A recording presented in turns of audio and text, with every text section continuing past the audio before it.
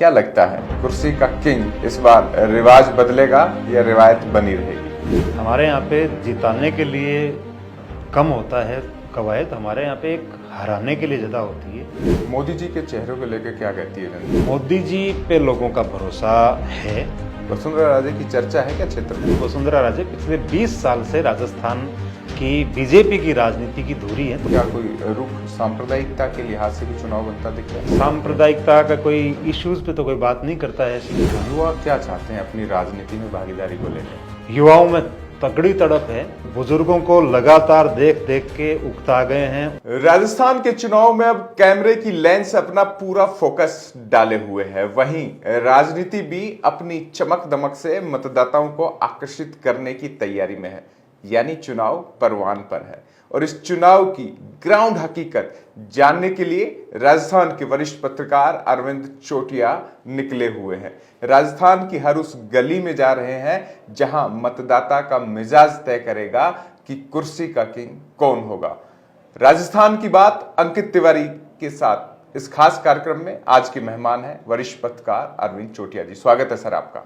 नमस्कार सर। पूरे राजस्थान में आप घूम के आए हैं, तो सबसे पहले तो जान लें कि इस यात्रा का मकसद क्या रहा है? इस यात्रा का मकसद वही है जो आपने पहले बोल दिया है कि लोगों का मूड जानना और मेरे लिए पर्सनली राजस्थान को जानना।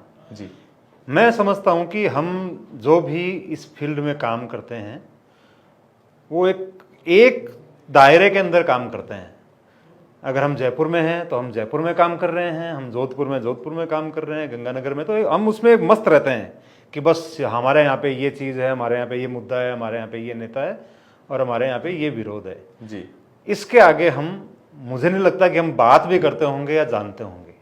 और कारण इसका यही है कि जब हमें दिखता है ना, बस वही हमारी नज़र जाती है, जहाँ नज़र जाती है उससे आगे दिखता नहीं है। तो मैंने सोचा क्यों नहीं एक ऐसा अवसर है कि हम इस बहाने से पूरे राजस्थान को देखें, राजस्थान के मुद्दों को समझें, लोगों के मन की बात को जानें। और इसलिए चूंकि मैंने अभी नौकरी छोड़ी थी और मैं निकल लिया बस बिना दिमाग लगाए। लेकिन निकलने के बाद में मुझे लगा कि मैं बहुत सही टाइम पे और बहुत सही जगह निकला हूँ।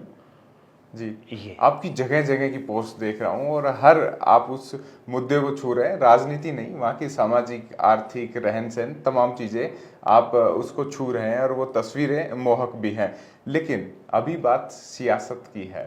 क्या लगता है कुर्सी का किंग इस बार रिवाज बदलेगा या रिवायत बनी रहेगी? देखिए, हमारे राजस्थान में जहाँ तक मेरे समझ में आया है, हमारे यहाँ पे जिताने के लिए कम होता है कवायद, हमारे यहाँ पे एक हराने के लिए ज़्यादा होती है। और इसमें बहुत सारे कारण हैं, जहाँ पे कुछ जिताने के लिए भी हैं, कुछ हराने के लिए भी हैं। और ज़्यादातर लोग जो हैं वो कई जगह मुद्दे हराने वाले ज़्यादा हैं। हमारे यहाँ पे मुझे नहीं लगता कि कोई मुद्दों के ऊपर कोई बात भी हो रही है। मैं जितने जहाँ भी गया हूँ जी, मुझे से ज़्यादा लोगों ने मुद्दे पे बात नहीं की। मैंने मुद्दे पूछे हैं तो उन्होंने ठीक है बता दिए। क्या क्या मुद्दे बताए ऐसे आपको सामान्य तौर पर लगे? कोई परेशानी जनता को किसी तरीके नहीं, किन मुद्दों पर वोट देगी? जनता मुद्दों पर वोट नहीं दे रही है, ईमानदारी से बताऊं आपको मैं। और जनता जहां भी जाते हैं वहां पे एक ही बात करती है कि हमारे यहाँ पे इतने जाट हैं, इतने राजपूत हैं, इतने गुर्जर हैं, इतने मीणा हैं, इतने ब्राह्मण हैं, इतने बनिया हैं और इतने एससी हैं, इतने एसटी हैं। और ये इनको वोट देंगे, ये इनको वोट देंगे, ये इनको इसलिए वोट नहीं देंगे, इसलिए इनको ये वोट नहीं देंगे, ये इनसे इसलिए नाराज है, ये इनसे इसलिए नाराज है।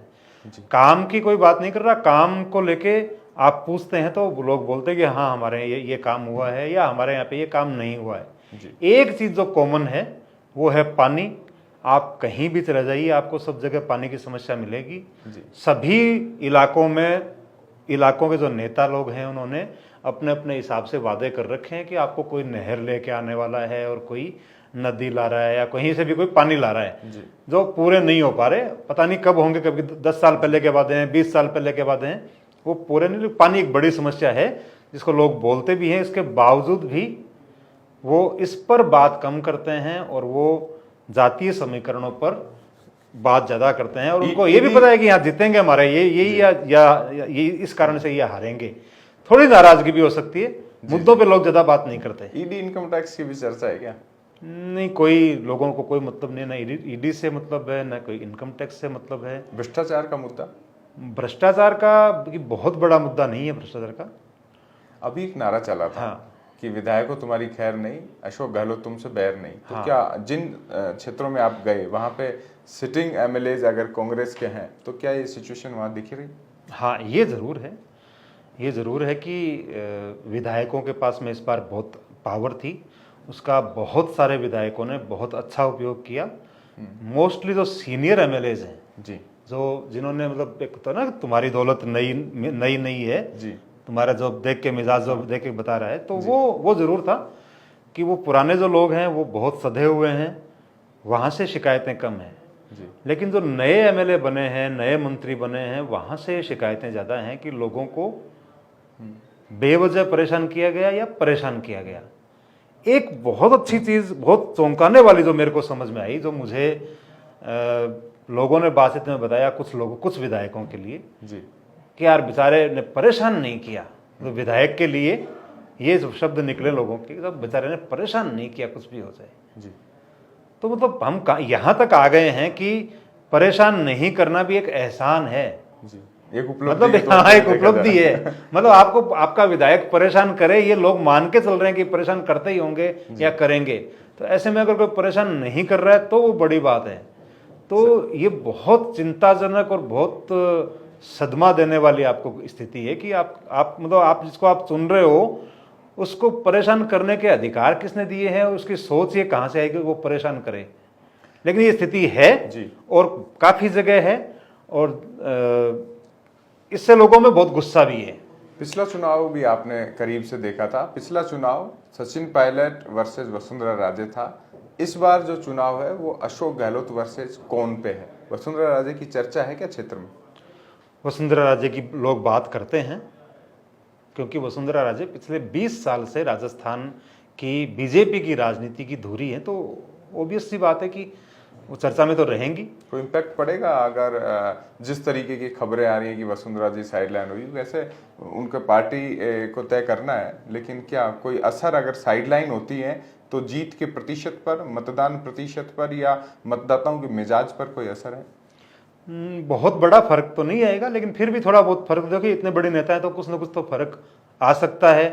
कई बार फर्क डलवाया भी जाता है, क्योंकि फिर आदमी का महत्व ही क्या रहे अगर उसका कोई फर्क नहीं पड़े तो। जी, जी, आज मैं आपसे अगर कोई बात कर रहा हूँ या नहीं कर रहा हूँ, उससे अगर कोई फर्क ही नहीं पड़े तो फिर आपका मतलब मेरा होने का मतलब क्या है? तो वो उनका एक वजूद का मामला भी होता है। हो सकता है कोई फर्क पड़े, लेकिन फिर भी कोई इतना बड़ा इशू ये ग्राउंड पे नहीं है। मोदी जी के चेहरों को लेकर क्या कहती है जनता? बात हुई? मोदी जी पे लोगों का भरोसा है जी, बहुत सारे लोग जिन्होंने इस चुनाव में या तो कांग्रेस को वोट देने की बात कही है, या आरएलपी को वोट देने की बात कही है, या बसपा को वोट देने की बात कही, या किसी निर्दलीय में भी भरोसा जताया है ना बीजेपी के अलावा, जी, तो वो मोदी को वोट देने की बात फिर भी करता है जी, कि यहाँ पे कोई भी हो सकता है, लेकिन वहाँ पे मोदी, क्योंकि वो एक मजबूत चेहरे के रूप में उनको जानते हैं, देखते हैं। राहुल गांधी भारत जोड़ो यात्रा करके गए थे राजस्थान से भी, और जब बात हुई लद्दाख की, अब बात हो रही है चाहे मणिपुर की, तो जब राजस्थान के लिहाज से अगर हम जोड़े तो उस बेल्ट में क्या भारत जोड़ो यात्रा का असर दिख रहा है? नहीं, लोग भारत जोड़ो यात्रा को काफ़ी लोगों ने रिकॉग्नाइज किए है, लोगों के दिमाग में है।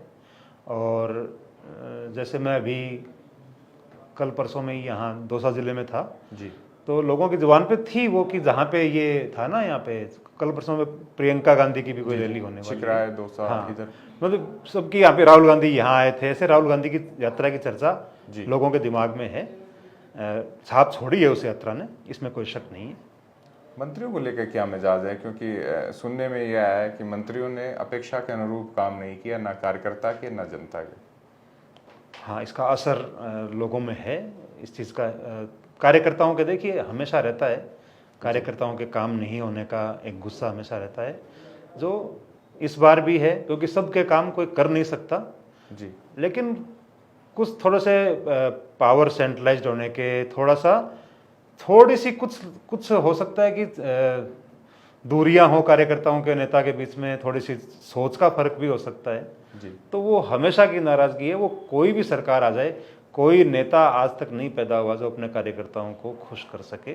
तो वो गुस्सा आज भी है और वैसी चीज़ है जैसे आप पूछना चाह रहे हैं, वैसी चीज़ है ग्राउंड ये पे। उदयपुर में कन्हैयालाल की हत्या, गो कशी के मामले में या गो तस्करी के मामले में 2 युवकों की अलवर में हत्या, या अगर बात करें इसके ऊपर जयपुर में इकबाल खान का जो पूरा मसला हुआ, तो उस पर क्या कोई रुख सांप्रदायिकता के लिहाज से भी चुनाव बनता दिख रहा है जिन इलाकों में? सांप्रदायिकता का कोई इश्यूज पे तो कोई बात नहीं करता है ऐसी, जी लेकिन ये है कि जहाँ पे ज़्यादा वोटर बहुसंख्यक आबादी में, वहाँ पे जातियों के वोट लोग गिना देते हैं कि ये हैं, और जहाँ पे ज़्यादा मुस्लिम आबादी वाली सीटें हैं वहाँ पे सिर्फ इतना होता है कि इतने मुस्लिम है इतने हिंदू। इसके अलावा कोई ऐसा कोई बहुत बड़ा, हाँ तिजारा में एक सुनने को मिला था कि वहाँ पे कुछ 3 दिन तिजारा बंद रहा था, तो उस टाइम पे किसने किसका साथ दिया, किसके साथ नहीं दिया। क्या बलकनाथ को उतारने का इम्पैक्ट कुछ ऐसा ही हो? हाँ बिल्कुल, उसका फर्क पड़ेगा। आसपास की सीटों पे नहीं तो कम से कम तिजारा पे भी पड़े तो फर्क पड़ेगा उस चीज़ का। जी और कहीं ना कहीं इसके पीछे कारण भी वही हो सकता है कि 3 दिन कुछ हुआ था, उसमें तिजारा बंद रहा था, तो उस टाइम किसने साथ दिया किसने साथ नहीं दिया, इस पे लोग बात करते हैं। गुस्सा भी वहाँ पे मेरे को देखने को मिला, आपने शायद उसका वीडियो भी देखा होगा। जी जी। तो वो इशू था। हमने लगातार महत्वपूर्ण विषयों में बात करी। चुनाव को अगर समझें तो ये 2018 से किस तरीके से अलग है 2023 का? देखिए, ये बहुत आपको क्लियर बता दूं, 2018 में का चुनाव और ये चुनाव एक जैसा सही है करीब करीब। 2000 बस फर्क इतना है, एक सचिन पायलट का फैक्टर है। सचिन पायलट के लिए एक बेल्ट ने, स्पेशली एक समाज ने बहुत उमड़कर और पूरी ताकत से वोटिंग की थी। वो लोग आज नाराज हैं जी। और वो इसके खिलाफ मतदान करेंगे। ऐसा ही एक उस टाइम नारा चला था, वसुंधरा तेरी खैर नहीं, मोदी तुझसे बैर नहीं। तो उसमें एक और कम्युनिटी है, उसने खिलाफ वोट किया था। जी। अब वसुंधरा जब पिक्चर में नहीं है तो कुछ उनका भी ईगो सेटिस्फाई हुआ होगा, तो वो भी उनका भी गुस्सा उतरा होगा और इधर इनका थोड़ा गुस्सा बढ़ा है। तो वो दोनों गुस्से जो मतलब मैंने शुरू में बोला आपको कि जिताने के लिए कम और हराने के लिए होता है, तो थोड़ा सा जिताने के लिए होगा, थोड़ा सा हराने के लिए होगा, तो जोर लगेगा इस चुनाव के अंदर। क्षेत्रीय पार्टियों की बात कर रहे थे क्योंकि अब राजस्थान थोड़ा था बीजेपी कांग्रेस के इतर देखने लगा है। बीएसपी को पिछली बार 6 सीटें मिली थी, आरएलपी को 3 मिली थी, मैं कहूँगा 4 मिली थी, क्योंकि 1 सीट हनुमान बेनीवाल सांसद बन गए थे तो वापस से उनके परिवार के सदस्य यानी उनके भाई आ गए, तो 3 ही सीटें रही। निर्दलीय भी उस तरीके से रहे। तो एक और फैक्टर भी रहा कि अशोक गहलोत सरकार बचाने में इन निर्दलीयों की भूमिका भी अहम रही। तो अब की बार क्षेत्रीय अन्य जो स्थानीय पार्टियां हैं वो और निर्दलीय कितने आशान्वित हैं कि इस बार भी सिक्का तो उनका ही जमेगा? वो पूरी ताकत लगाएंगे और स्पेशली आपका जो ये पूर्वी राजस्थान है, इसमें ये जो बसपा, राष्ट्रीय लोकदल, सपा जो इधर कहीं नहीं दिखते, उनका उधर कुछ ना कुछ शेयर है, वोट शेयर है वहाँ पे। आम आदमी पार्टी भी जोड़ लीजिएगा। आम आदमी पार्टी का अभी कहीं दिखा नहीं है, कहीं भी नहीं दिखा है, मतलब सरप्राइजिंगली एक भी जगह आम आदमी पार्टी का कोई मुझे निशान नहीं दिखा। लेकिन बसपा का और सपा के और आरएलडी के कुछ ना कुछ, जैसे भरतपुर के अंदर मान लीजिए आप, और इधर अलवर में इधर सपा का प्रभाव अच्छा है। फिर आप इधर आ जाइए पूरे अपने पश्चिमी राजस्थान में जी, तो आरएलपी का बहुत अच्छा खासा ग्राउंड खड़ा किया इन लोगों ने। तो ये बहुत गहरे इम्पैक्ट डालेगा। किस पे क्या डालेगा ये तब पता चलेगा जब टिकटें आएंगी कि कहाँ से प्रत्याशी उतारा गया और किस विधानसभा क्षेत्र के कौन से इलाके से उतारा गया है, जो किसको नुकसान पहुंचाएगा या फायदा करेगा, उस पर तय करेगा। लेकिन क्षेत्रीय पार्टियों की भूमिका को, उपस्थिति को, महत्व को आज की तारीख में हम राजस्थान में नकार नहीं सकते। ये बड़ा इम्पैक्ट डालने वाले हैं। कितना बड़ा डालते हैं ये इनके ऊपर है कि किस तरह से काम करते हैं, किस तरह से चयन करते हैं लोगों का। ये 2023 के चुनाव परिणाम क्या 2024 पर भी असर डालते हुए दिखाई देंगे? 24 पे कोई बहुत बड़ा तो नहीं, लेकिन फिर भी 24 का और 23 का वैसा ही रिश्ता है जैसा 18 का और 19 का था जी तो उसका इससे मैं कंपेयर नहीं कर पा रहा हूं अभी जी। क्योंकि वहां पे एक अलग अलग मामला है।